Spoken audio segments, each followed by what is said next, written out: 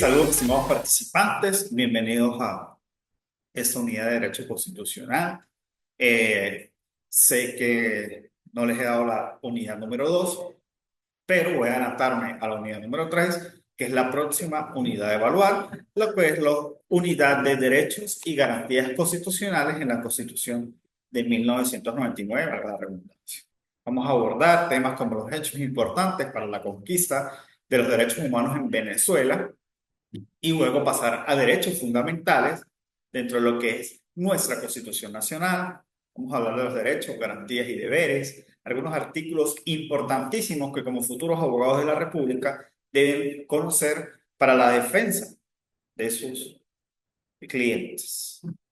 La jerarquía de los tratados internacionales, muy importante que podamos comprenderla, y el carácter de los derechos humanos consagrados en la Constitución, en lo que son los derechos fundamentales y los derechos humanos, y la vigencia como tarea de todos.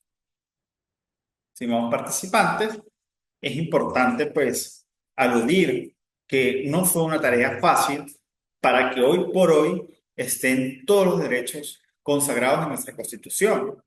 También es importante saber que los derechos son progresivos en el tiempo y por ende, pues hay derechos nuevos que se han conquistado, ¿no?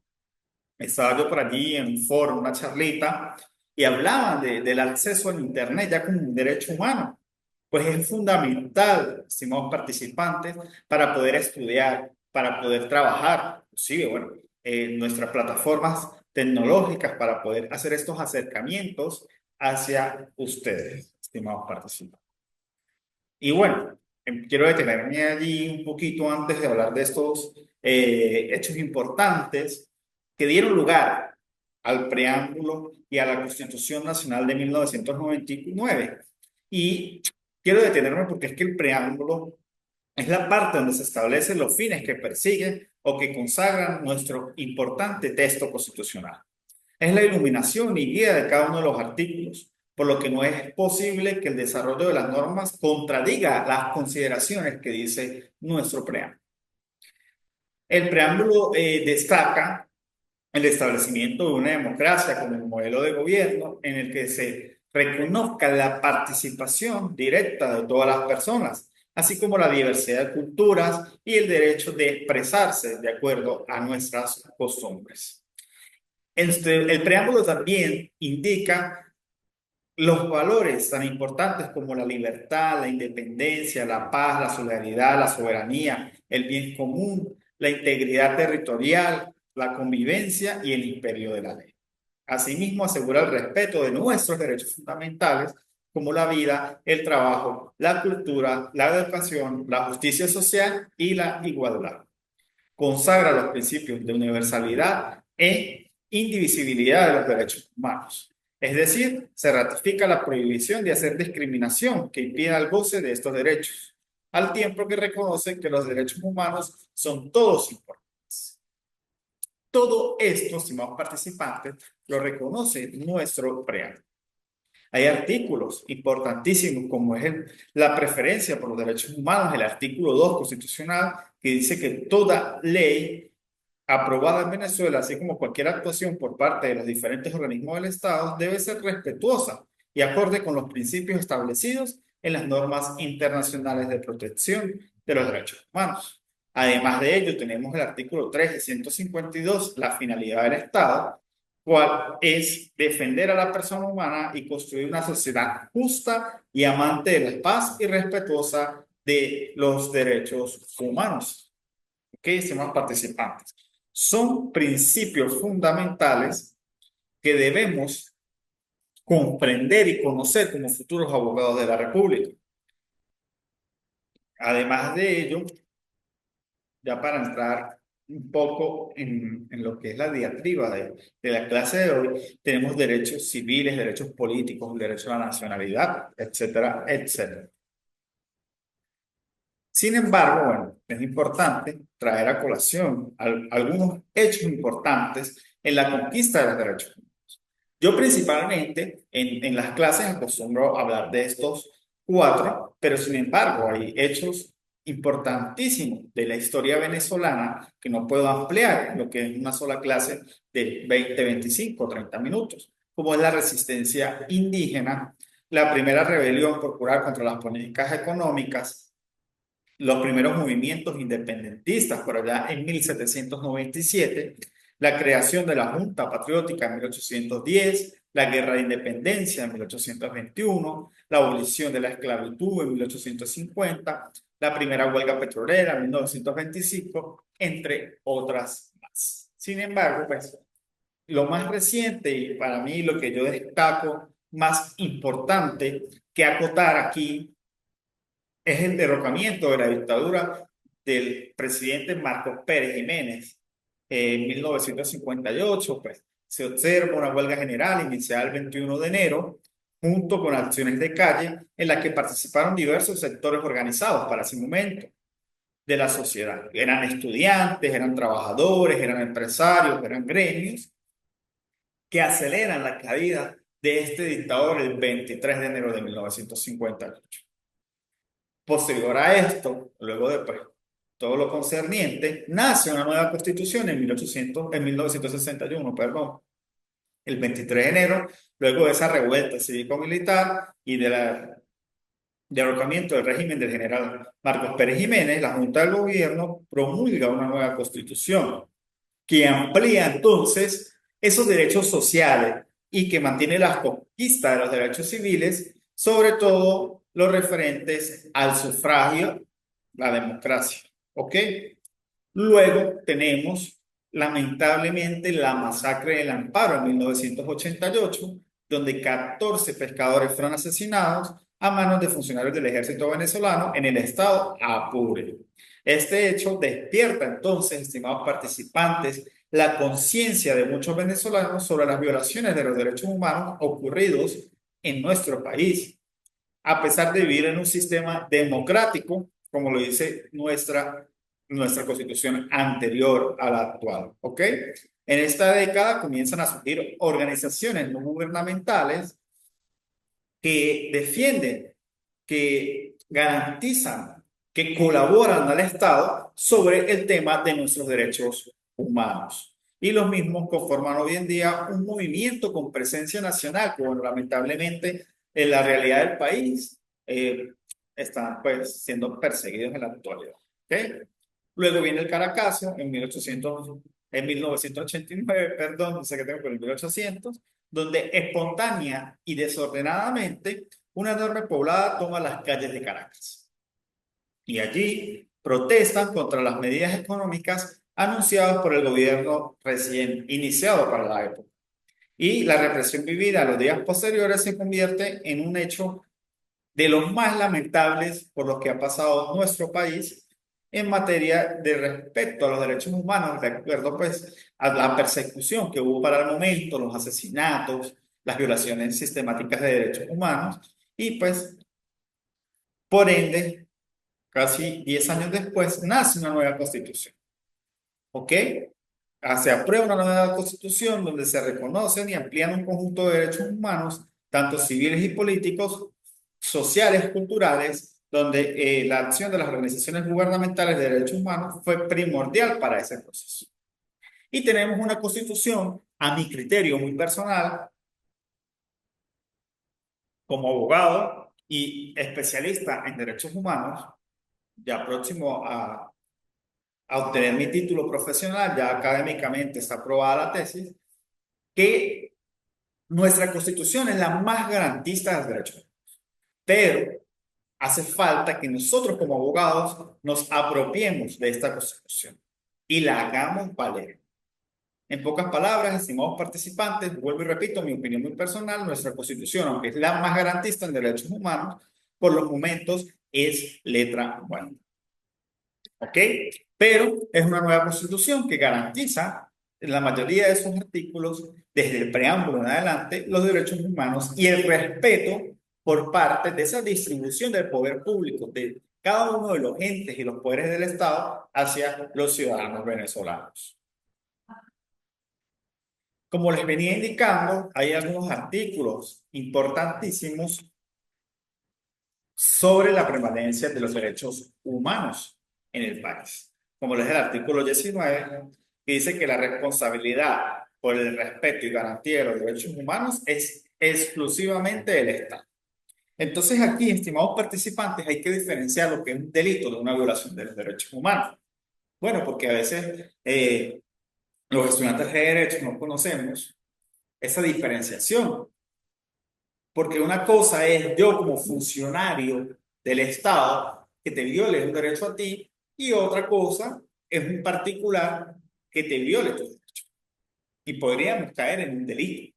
Pero si tú acudes a las 9:30 de la mañana a la alcaldía a pagar los trimestres de tu vehículo y la funcionaria no te atiende porque se está arreglando las uñas, ese hecho tan simple es una violación sistemática de tus derechos humanos.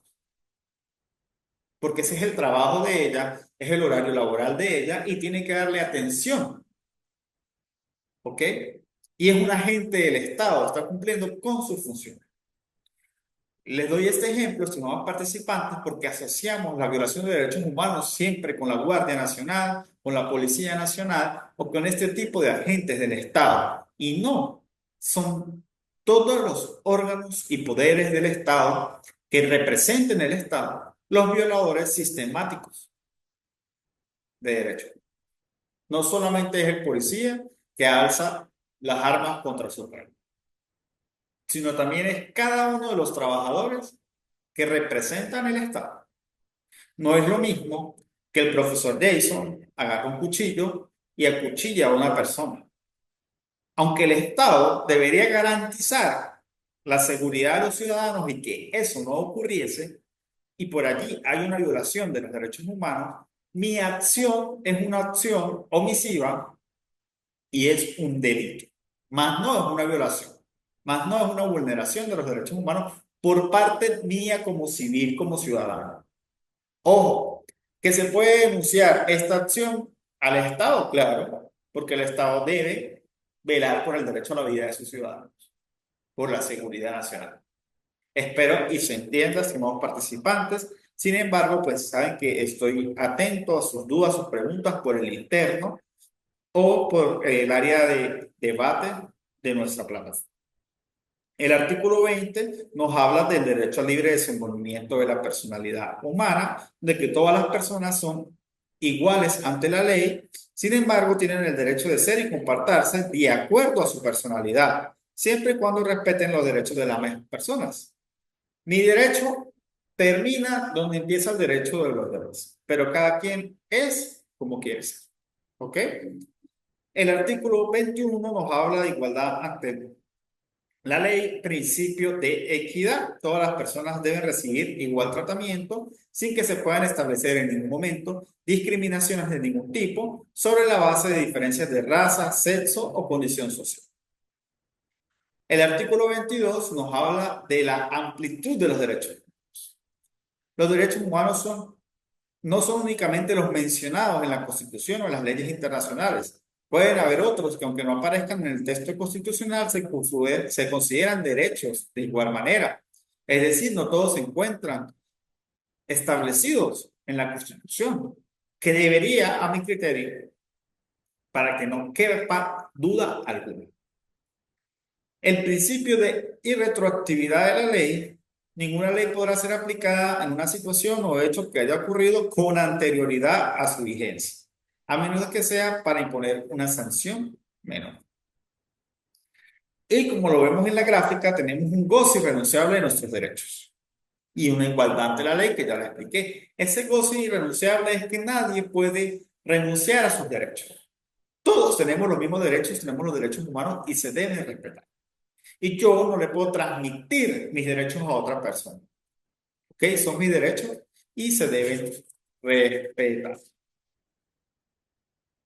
La jerarquía de los tratados internacionales, bueno, estimados participantes, este es un punto que siempre me gusta tocar porque lamentablemente algunos colegas por allí erradamente los he escuchado diciendo que los tratados internacionales están por encima de la Constitución y que lo que digan los tratados internacionales es ley. Hay que tener mucho cuidado con eso. El artículo 23, como lo indica la lámina, y me permití compartirlo, dice: los tratados, pactos y convenios relativos a los derechos humanos, suscritos y ratificados por Venezuela, tienen jerarquía constitucional y prevalecen en el orden interno, en medida en que contengan normas sobre su goce y ejercicio más favorables a las establecidas por esta Constitución y la ley de la República, y son de aplicación inmediata y directa por los tribunales y los demás órganos del poder. Entonces, si bien es cierto que esos tratados internacionales de derechos humanos son leyes, prima ciertas cositas. Primero, que deben estar suscritos y ratificados. Si Venezuela, el Ejecutivo Nacional, en ese momento no suscribe, no ratifica ese tratado, no es ley, no es norma. Lamentablemente, la Constitución lo establece. Un tratado, un pacto o un convenio relativo a derechos humanos, para que tenga jerarquía constitucional. Ojo, jerarquía quiere decir que está en el mismo orden que la Constitución. Y ahí nos vamos al artículo 7, la supremacía constitucional. La Constitución es la norma suprema. Por encima de la Constitución, nada, estimados participantes. Que un convenio, que un tratado, que un pacto relativo a derechos humanos fue suscrito y ratificado por Venezuela, tiene jerarquía constitucional, pero no está por encima. Hay que tener mucho cuidado con eso. Y es de aplicación inmediata, directa, por los órganos del poder público. Muy bien lo sabemos.